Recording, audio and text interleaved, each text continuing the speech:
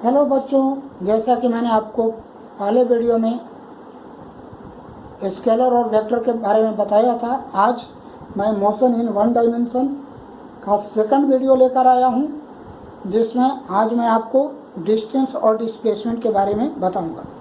तो सबसे पहला वीडियो में सबसे पहला टॉपिक हम लोग का है डिस्टेंस। तो कह सकते हैं कि it is the actual length of path traveled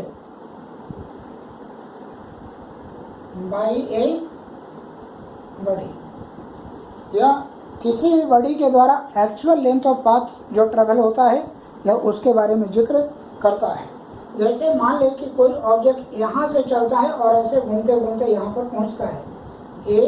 ए से ऑब्जेक्ट गया बी पर, बी से ऑब्जेक्ट गया सी पर और सी से ऑब्जेक्ट चला गया डी पर। इस तरीके से ऑब्जेक्ट ए से बी, बी से सी, सी से डी, ये इसका एक्चुअल लेंथ ऑफ पाथ वास्तव में इसी रास्ते से गया है और इसका जितना लेंथ होगा उसी लेंथ को हम लोग डिस्टेंस कहते हैं।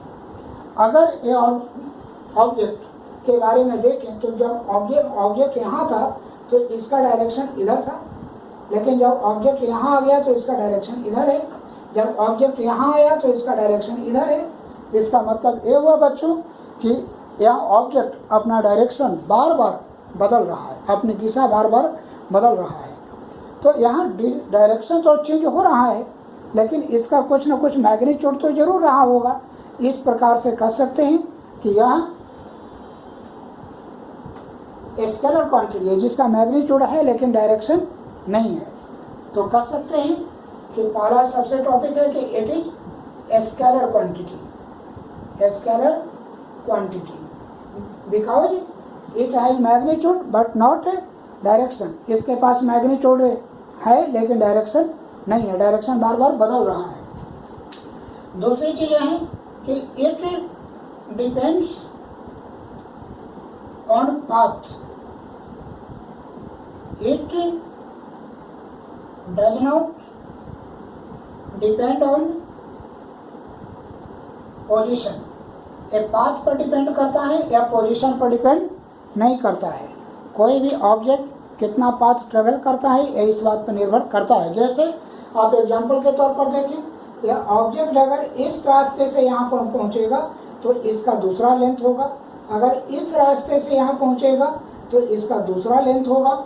इसका मतलब कि जब पाथ चेंज कर दे रहा है तो इसका डिस्टेंस बदल रहा है। Although position is fixed, the distance depends on the path travelled, that does not depend on the initial and final position. अगला टॉपिक है कि SI unit of distance is metre and CGS unit of distance is centimetre. क्योंकि दोनों length है तो length का unit तो centimetre होता है, लेंथ का यूनिट एसआई में मीटर और सीजीएस में सेंटीमीटर होता है। तो इस तरीके से हम कह सकते हैं कि यूनिट बहुत महत्वपूर्ण होता है, पूछा जाता है यूनिट बार बार। एक और चीज होता है कि distance is measured by odometer. एक डिवाइस है ओडोमीटर जिसमें हम लोग डिस्टेंस मेजर करते हैं। गाड़ी आप लोगों ने देखा ही होगा, गाड़ी का जो मीटर होता है उसके अंदर डिस्टेंस मेजर करने का डिवाइस लगा हुआ रहता है, उस डिवाइस को हम लोग ओडोमीटर कहते हैं। अब बाकी इसका न्यूमेरिकल हम लोग डिस्प्लेसमेंट के बाद देखेंगे। अब हम लोग का दूसरा टॉपिक पढ़ना है डिस्प्लेसमेंट।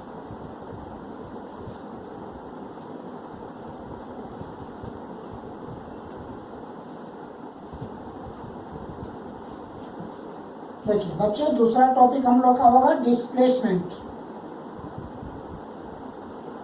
यानी आप अब ऐसे समझे कि कोई ऑब्जेक्ट अगर यहाँ से ऐसे घूमकर यहाँ जाता है तो इसका इनिशियल पोजीशन यह है और फाइनल पोजीशन यह है। ए इनिशियल पोजीशन है, बी फाइनल पोजीशन है। अब इनिशियल और फाइनल पोजीशन के बीच का मिनिमम डिस्टेंस तो तब होगा जब हम स्ट्रेट लाइन में ऐसे जाएंगे। अब इसी डिस्टेंस को हम लोग डिस्प्लेसमेंट कहते हैं। इसका मतलब डिफिनेशन होगा कि minimum distance between initial and final position is called displacement। यानी ऑब्जेक्ट का इनिशियल और फाइनल पोजीशन के बीच का मिनिमम डिस्टेंस डिस्प्लेसमेंट कहलाता है। बच्चे आप यहाँ देखिए, जब ऑब्जेक्ट यहाँ से चलना शुरू किया तो इसका डायरेक्शन यह रहा था। जब ऑब्जेक्ट यहाँ पहुँचा तब भी इसका डायरेक्शन यही है। जब ऑब्जेक्ट यहाँ पहुँचा तब भी इसका डायरेक्शन यही है। यानी ऑब्जेक्ट अपना डायरेक्शन नहीं बदल रहा है। तो बच्चे हम कह सकते हैं कि जब ऑब्जेक्ट अपना डायरेक्शन नहीं बदल रहा है तो इसके पास डायरेक्शन भी है और इसके पास मैग्नीट्यूड भी है, अर्थात यह वेक्टर क्वांटिटी है। It is a vector quantity, यह एक वेक्टर क्वांटिटी होता है। अगली बात देखिए, it depends on initial and final position। It does not depend on path। यह इनिशियल और फाइनल पोजीशन पर डिपेंड करता है या पाथ पर डिपेंड नहीं करता है। यानी ए रास्ता या आप ए रास्ते से जाएं या आप ए रास्ते से जाएं या आप सीधे ए रास्ते से जाएं, लेकिन आपको जाना तो इतना ही डिस्प्लेसमेंट है। तो पाथ पर डिपेंड नहीं करता है, यह डिपेंड करता है इनिशियल एंड फाइनल पोजीशन पर। एक और बड़ी महत्वपूर्ण बात है इसमें, ऐसा यूनिट इसका क्या होगा बच्चों, आप सभी जानते होंगे, मीटर। एंड सीजीएस यूनिट इसका क्या होगा, सेंटीमीटर। इस तरीके से आप कॉपी और पेन लेकर बैठें और जैसे जैसे मैं लिख रहा हूँ वैसे वैसे आप नोट्स पॉज करके लिखते जाएं, या फिर आप वीडियो डाउनलोड कर लें, अपना देखते रहें, या एक ही वीडियो को बार बार देखते रहें। बार बार देखने से आपको प्रैक्टिस हो जाएगा, आपको याद हो जाएगा। और मैं इस थ्योरी पर काम करता हूँ कि practice makes a man perfect. काम करते करते मनुष्य परफेक्ट हो जाता है। आप भी पढ़ते पढ़ते परफेक्ट हो जाएंगे। पढ़ाई जारी रखें, इसमें रुकावट नहीं होनी चाहिए। तो अब इस प्रकार से बच्चे जो पॉइंट वाइज मैंने लिखा, डिस्टेंस और डिस्प्लेसमेंट, अब इन दोनों के बीच का आप डिफरेंस भी लिख सकते हैं। पहला मैं पॉइंट वाइज लिखा हूँ, पहला डिफरेंस है कि distance is a scalar quantity and displacement is vector quantity. Distance depends on the path while displacement does not depend on the path. Distance does not depend on the initial and final position, while displacement depends on the initial and final position. Distance is always greater than equal to 0, लेकिन यहाँ जो displacement है बड़ी महत्वपूर्ण है बच्चों। Displacement may be positive, negative और zero. Displacement positive, negative या जीरो तीनों हो सकता है। ये बड़ी महत्वपूर्ण चीज़ है कि कोई भी वेक्टर क्वांटिटी पॉजिटिव, नेगेटिव या जीरो तीनों होता है। अब इसके बाद हम लोग कुछ न्यूमेरिकल से अब इसको और डीपली समझने का प्रयास करेंगे कि इसका क्या मतलब होता है।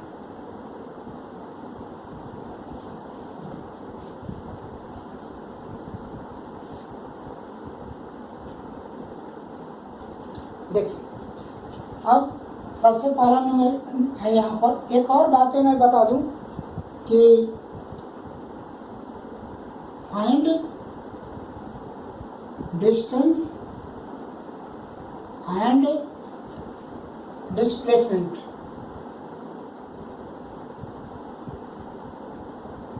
एक फिगर में बना रहा हूँ, इस फिगर में डिस्टेंस और डिस्प्लेसमेंट बनाना है। मान लेते हैं कि कोई आदमी यहाँ से 3 किलोमीटर ईस्ट चलता है और फिर यहाँ से 4 किलोमीटर वो नॉर्थ चलता है, 4 किलोमीटर। अब इसी क्वेश्चन में हमें डिस्टेंस और डिस्प्लेसमेंट निकालना है। तो यहाँ इनिशियल पोजीशन है और फाइनल पोजीशन यहाँ पर है। ए से बी पर गया, बी से सी पर गया, तो इनिशियल पोजीशन हमारा ए है और फाइनल पोजीशन हमारा सी है। तो अगर बच्चे हम डिस्टेंस की बात करें, सोल्व करते हैं, मैं सोल्व कर रहा हूँ मैं।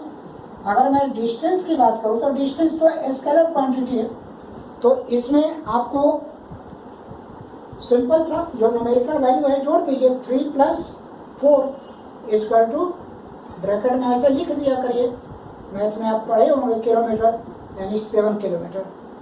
ये पहला आंसर हो गया। लेकिन अगर डिस्प्लेसमेंट हमको निकालना है, अगर हम लोग को डिस्प्लेसमेंट निकालना है तो हमें इनिशियल से फाइनल पोजीशन की तरफ बढ़ना होगा। ये इनिशियल है और ये फाइनल है। अगर हम इनिशियल टू फाइनल ऐसे हम जाते हैं तो निश्चित रूप से हम फाइनल पोजीशन पर पहुंच जाएंगे। यही हमारा डिस्प्लेसमेंट होगा, इनिशियल टू फाइनल। अब इसका वैल्यू निकालना है तो इसके लिए बच्चे हम लोग पाइथागोरियन थ्योरम का यूज करेंगे, क्योंकि यहाँ तो 90 डिग्री है। तो अब देख लें, पाइथागोरियन थ्योरम में लिखने का तरीका भी आप लोग सीख लें।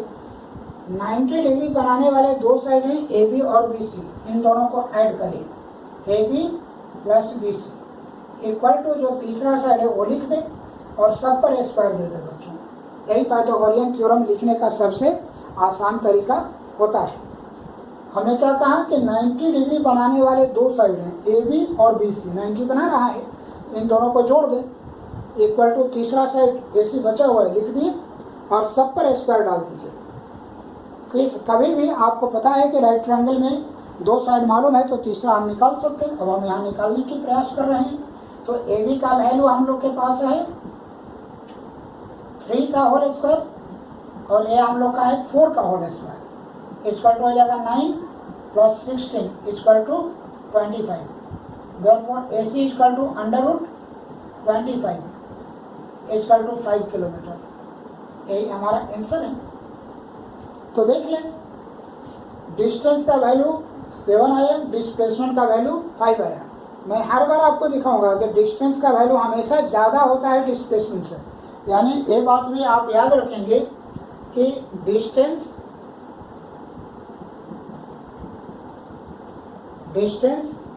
Bye displacement is greater than equal to 1। ये वैल्यू 1 से बड़ा होता है। क्रॉस मल्टीप्लाई करके देख ले, यानी डिस्टेंस डिस्प्लेसमेंट से बड़ा होगा अगर इक्वल टू ग्रेटर देन ले लें, और इक्वल टू अगर ले लें तो डिस्टेंस डिस्प्लेसमेंट के बराबर होगा। अब मैं दूसरा क्वेश्चन लेता हूं। अब आगे क्वेश्चन है हम लोग के पास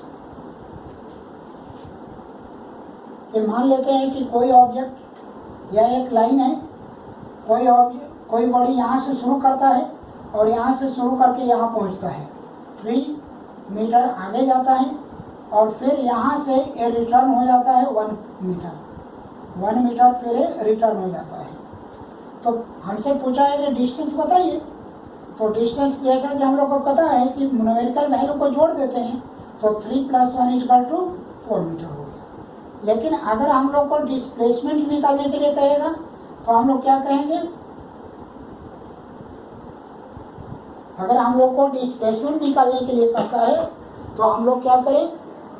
तो देखिए, ध्यान से देखिए, बहुत महत्वपूर्ण चीज़ है। यहाँ से हमने राइट जाना शुरू किया तो राइट के लिए हमने प्लस ले लिया है, यानी यहाँ पर हमने +3 लिखा।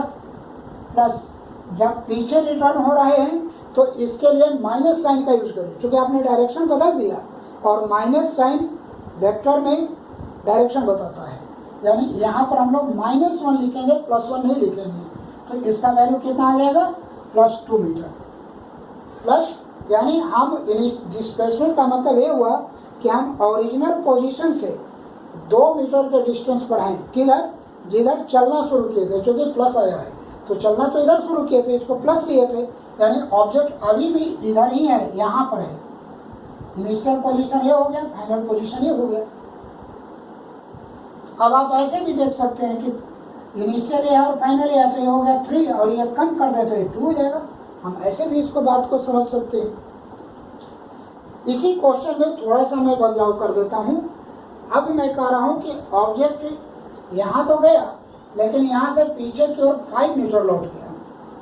अब हम लोग को निकालना है डिस्टेंस, तो डिस्टेंस कितना हो जाएगा इसमें? अब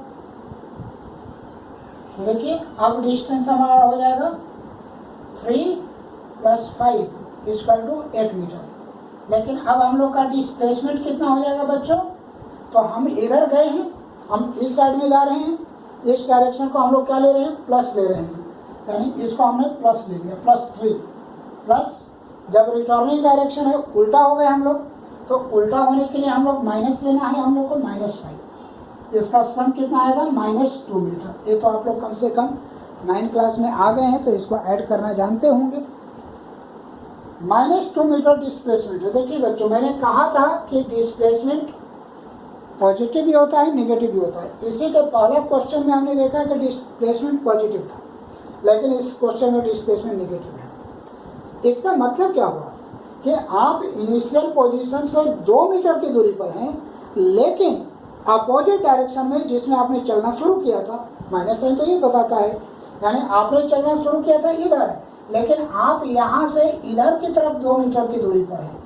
क्योंकि फाइनली पोजीशन आपका यहाँ है और आपका इनिशियल पोजीशन यहाँ है, अब इन दोनों के बीच में 2 मीटर का डिस्प्लेसमेंट आपका हो गया, या डिस्टेंस भी कर सकते हैं। तो इनिशियल और फाइनल पोजीशन के बीच का जो डिस्टेंस होता है उसको हम लोग डिस्प्लेसमेंट कहते हैं।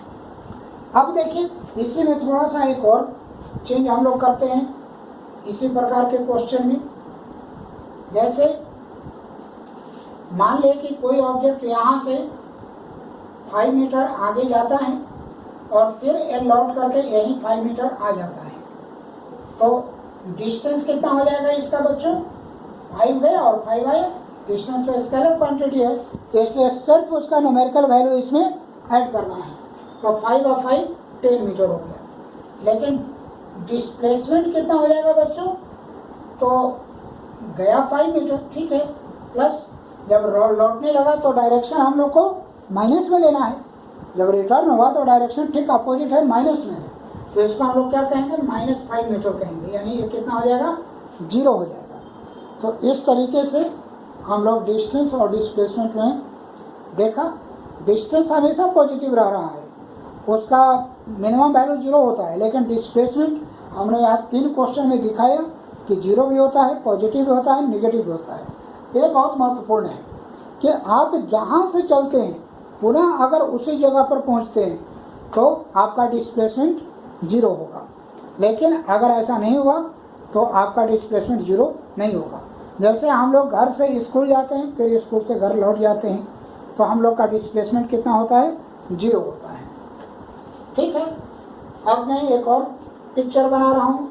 मान लेते हैं कि कोई आदमी इधर से इधर जाता है, ये जाता है 3 मीटर, इधर से इधर जाता है, ये जाता है 4 मीटर, और यहाँ से आदमी इधर जाता है, फिर मान लेते हैं जाता है एक 5 मीटर। तो ए से आदमी ए से बी गया, बी से सी गया। अब हम लोग का सवाल वही है कि डिस्टेंस कितना होगा और डिस्प्लेसमेंट कितना होगा। तो डिस्टेंस तो बहुत आसान है, डिस्टेंस के बारे में आगे बढ़े। 3 + 4 + 5, 3 + 4 + 5 मीटर यहाँ ब्रैकेट में लिख दें, = 5 और 4 9 और 3 12। तो डिस्टेंस हम लोग का बच्चे 12 मीटर हो जाएगा। लेकिन डिस्प्लेसमेंट, इसमें सबसे महत्वपूर्ण डिस्प्लेसमेंट के बारे में समझना है।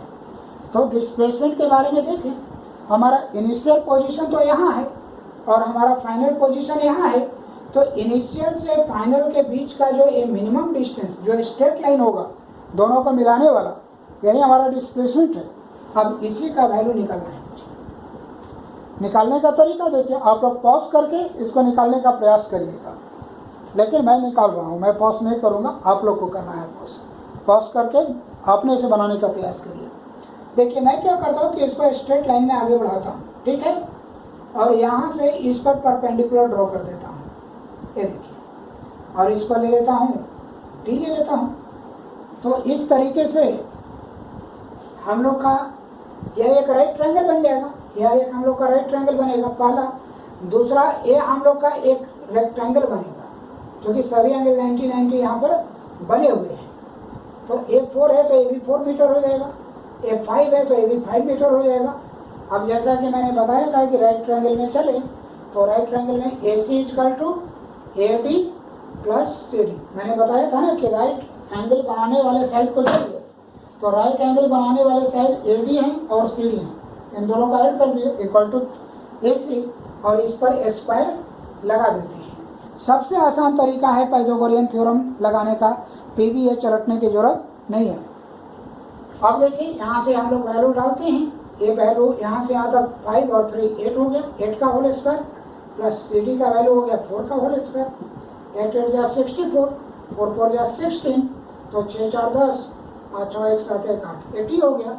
देयरफॉर AC इक्वल टू √80, यानी 80 का स्क्वायर रूट अब जो भी होगा लगभग 9 मीटर के आसपास आएगा, क्योंकि 81 होता तो इसका स्क्वायर रूट 9 होता, तो इसको अप्रॉक्सीमेटली हम लोग ऐसे लिख सकते हैं 9 मीटर अप्रॉक्स। अब ढेर बच्चे क्या करेंगे कि इसको एग्जैक्ट वैल्यू निकालने लगेंगे तो उसमें फंस जाएंगे आप, इसलिए बहुत हद तक आपको ध्यान रखना है कि आपका एग्जैक्ट वैल्यू क्या है। तो इस तरीके से एक क्वेश्चन का भी हम लोग बना लिए। अब एक क्वेश्चन और हम लोग डिस्टेंस और डिस्प्लेसमेंट में करेंगे जो बहुत अच्छा है क्वेश्चन।